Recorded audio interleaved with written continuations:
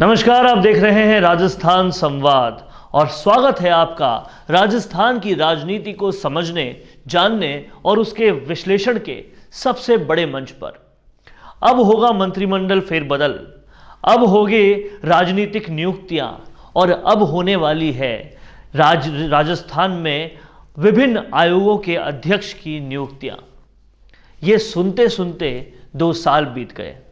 जनवरी में होने वाली है, दिसंबर अंत तक हो जाएगी। अजय माकन बातचीत कर रहे हैं, 3 सदस्य कमेटी बातचीत कर रही है, बैठकें हो रही है, गहलोत से मिला जा रहा है, गोविंद सिंह डोटासरा से मिला जा रहा है, सचिन पायलट से मिला जा रहा है, समझाइश हो रही है। अब ये समझाइश कितनी लंबी चलेगी, जनता यही सवाल पूछ रही है। और अब सुनने में ये आ रहा है, क्योंकि हम जनवरी के अंत पर बैठे हैं, और अब सुनने में ये आ रहा है कि ये मंत्रिमंडल फेरबदल अप्रैल तक टाल दिया गया है। और ये जो टालम टोली है ये लगातार चलती जा रही है। अब सुनने में ये आ रहा है कि उपचुनावों तक ये मंत्रिमंडल फेरबदल टाल दिया गया है ताकि किसी किस्म की नाराजगी सामने नहीं आए। यानी कि आलाकमान इस बात से साफ है कि उनके पास कोई ऐसा फॉर्मूला नहीं है जिससे नाराजगी पूरी तरह से दूर हो सके। गहलोत और पायलट खेमे में कोई नाराजगी न रहे, ऐसा उनके पास कोई फॉर्मूला नहीं है और इसके लिए टालम टोली बढ़ती जा रही है। ये तो हो सकता है पहला रीज़न। दूसरा रीज़न, दूसरी वजह ये हो सकती है कि दोनों पक्ष मान ही नहीं रहे हो किसी बीच के सॉल्यूशन पर। और जाहिर तौर पर ये दोनों जो चीज़ें हैं ये दोनों पॉसिबल है। अभी हम देखेंगे कि क्या समीकरण है, क्यों ये समझाइश नहीं हो रही और क्यों आखिरकार ये मंत्रिमंडल फेरबदल नहीं हो रहा। और अगर मंत्रिमंडल फेरबदल और ज़्यादा टल जाता है तो कितना बड़ा नुकसान है राजस्थान की राजनीति को, राजस्थान के विकास को और राजस्थान कांग्रेस को। इन सभी मुद्दों पर हम लोग बात करने वाले हैं। ये तमाम सारी जो पिक्चर्स आपको यहाँ पर दिख रही है, फोटो जो आपको यहाँ पर दिख रही है, वो उन लोगों की है जो खुले तौर पर सचिन पायलट टीम का समर्थन करते हैं। सचिन पायलट टीम में है जिसमें भंवरलाल शर्मा, हेमाराम चौधरी, दीपेंद्र सिंह शेखावत, विश्वेंद्र सिंह, रमेश मीणा, मुरारी लाल मीणा, हरीश मीणा, जीआर खटाणा, पृथ्वीराज मीणा, विजेंद्र ओला, गजेंद्र सिंह शक्तावत जो अब नहीं रहे, राकेश पारिक, सुरेश मोदी, अमर सिंह जाटव, वेद प्रकाश सोलंकी, रामनिवास गवाड़िया, मुकेश भाकर, इंद्रराज गुर्जर। इन सब लोगों के लिए कहा जाता है कि ये सचिन पायलट टीम में है। अब यहां पर जो है सहमति नहीं बन पा रही क्योंकि इनको मिलना चाहिए था सम्मान, और जो समझाइश अजय माकन कर रहे हैं, जो समझाइश हो रही है, उनसे इन लोगों को सम्मान पूरी तरह से मिलता हुआ नहीं दिख रहा।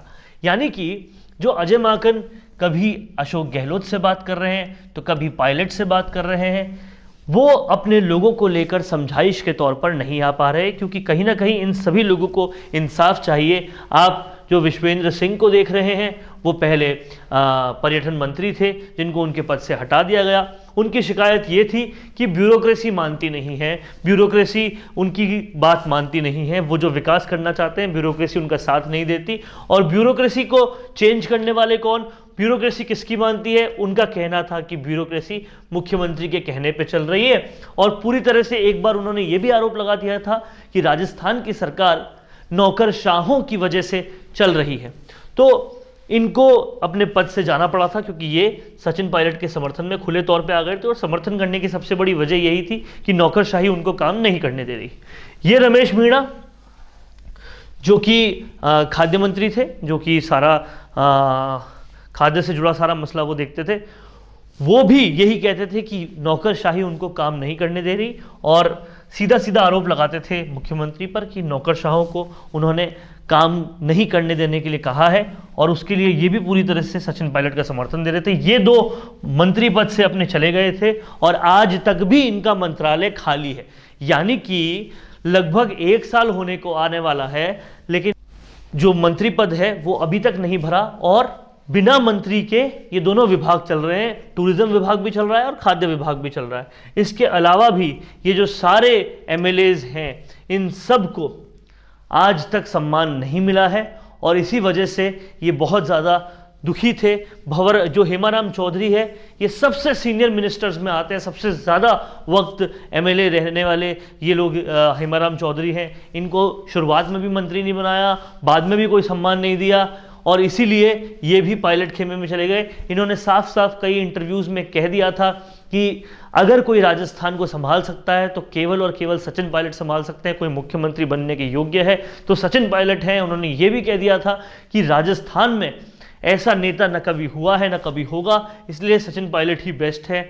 अब इन सबको सम्मान की ज़रूरत है, लेकिन आप खुद सोचिए, अशोक गहलोत की खुली तौर पर जो लोग बुराई कर चुके हैं, खुले तौर पर पब्लिक तौर पर जो लोग कह चुके हैं कि ये काम नहीं करने दे रहे, उन लोगों को सम्मान दिया जाना कहीं ना कहीं अशोक गहलोत को भी खटकता था। इसीलिए अजय माकन के बीच में बातचीत नहीं हो पा रही, अजय माकन जो है समझाइश पर नहीं आ पा रहे और अपने लोगों को लेकर ये समझाइश नहीं हो पाना वजह है सबसे बड़ी टालम टोली की। उपचुनाव एक रीज़न है, एक वजह बन गया कि उपचुनाव के बाद करेंगे, उससे पहले कहा था कि पंचायत चुनाव की बात करेंगे, पंचायत चुनाव भी गुजर गया, अब निकाय चुनाव हो रहे हैं, इसके बाद उपचुनाव होंगे और अब सुनने में आ रहा है कि अप्रैल तक के लिए टाल दिया गया है। तो क्या टालम टोली से ही राजस्थान की सरकार चलने वाली है? टालम टोली के सिवा राजस्थान में और कोई विकल्प नहीं है, ये राजस्थान का हर युवा पूछता है और इसकी वजह से हो ये रहा है कि राजस्थान का कहीं ना कहीं विकास ताक पर लग रहा है, बेरोजगारों के साथ बुरा हो रहा है। ये मंत्रालय जो बिना मंत्री के हैं, उन मंत्रालयों में कुछ काम नहीं हो रहा और कहीं ना कहीं राजस्थान का विकास पूरी तरह से रुका हुआ है। दूसरा जो बड़ा खतरा राजस्थान की राजनीति को अब नजर आ रहा है वो है सब्र के बांध के टूटने का।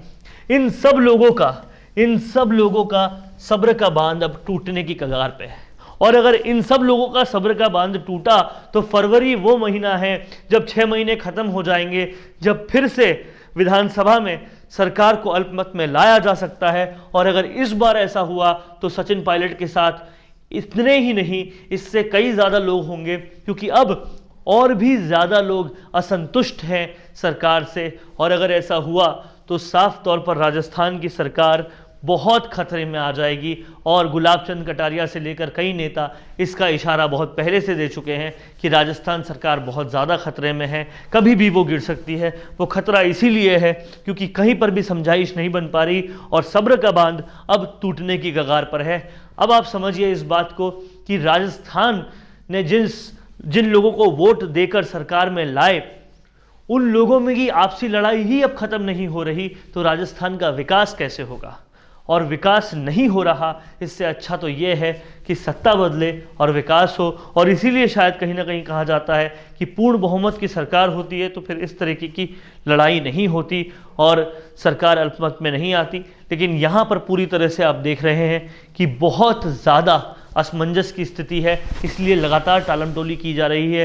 दिल्ली भी बीच में आ गया लेकिन वो भी कुछ नहीं कर पा रहा। इससे साफ समझ में आता है कि कांग्रेस की आलाकमान भी कहीं ना कहीं बहुत ज़्यादा मजबूर है, क्योंकि एक तरफ से इनकी धमकी मिलती है, दूसरी तरफ से इनकी धमकी मिलती है, तीसरी तरफ से ये सारे लोग असंतुष्ट हैं। अब करे तो करे क्या, जाए तो जाए कहाँ, वो वाली स्थिति राजस्थान कांग्रेस में आ रही है और पूरी तरह से एक खराब राजनीति का, डिस्ट्रक्टिव राजनीति का गढ़ बन चुका है राजस्थान। अब देखना यह होगा कि आगे क्या होता है। राजस्थान की खबरों को गहनता से समझने के लिए ऐसे ही देखते रहिए राजस्थान संवाद। अगर आपको ये वीडियो पसंद आया है तो तुरंत इस वीडियो को लाइक कीजिए, शेयर कीजिए, अपने सभी कॉन्टैक्ट्स में फैला दीजिए, ताकि हम सब लोग जो वोटर्स हैं, जो वोट देकर सत्ता को लाते हैं, वो समझ सके कि सत्ता के अंदर क्या चल रहा है और कितना वो हमारी विकास में योगदान दे रहे हैं। धन्यवाद। मैं कहती हूँ कि घर में नया फर्नीचर लगा लो और वो मोबाइल देखते रहते हैं। मैं कहती हूँ कि मुझे नई ज्वेलरी दिला दो और वो फिर भी मोबाइल देखते रहते हैं। फिर मैं कहती हूँ बच्चों को नए टॉयज़ तो दिला दो और वो फिर भी मोबाइल ही देखते रहते हैं। इसके बाद जब मैं उनको मोबाइल देखने के लिए टोकती हूँ तो पता चलता है कि वो जो मोबाइल देख रहे थे ना, उसमें वो दरअसल फर्नीचर, ज्वेलरी और टॉयज़ लेने के लिए गूगल पर सर्च कर रहे थे। जाहिर सी बात है, ये केवल हमारे साथ तो नहीं हो रहा। सोच कर देखिए तो अधिकतर लोग कुछ भी लेने से पहले गूगल ज़रूर चेक करते हैं और गूगल पर इन सारी चीज़ों के वीडियोस को देखकर वो अपनी शॉपिंग डिसाइड करते हैं। सिर्फ यही नहीं, गूगल भी वीडियो से बहुत ज़्यादा प्यार करता है, क्योंकि अगर आपकी वेबसाइट पर वीडियो एम्बेड है तो आपकी वेबसाइट खोज ज़्यादा दिखने के चांसेस 53% तक बढ़ जाते हैं। कस्टमर्स पर हुए सर्वे के मुताबिक ये पता चला है कि 74% बायर आपकी एक्सप्लेनर वीडियो देखकर आपके प्रोडक्ट्स में इंटरेस्टेड होते हैं और वीडियो देखने के बाद एक सफल कस्टमर में बदल जाते हैं। तो फिर अब इंतजार कैसा? अपने बिजनेस को लाइए वीडियो प्लेटफॉर्म पर और बढ़ाइए अपने sales. For all types of digital video marketing, Mishi Media Solutions is a one-stop solution where you fulfill all of your needs of digital video marketing. Mishi Media Solutions is creating your digital presence at affordable prices. For more details, call 9549700549 or mail mishimediasolutions@gmail.com.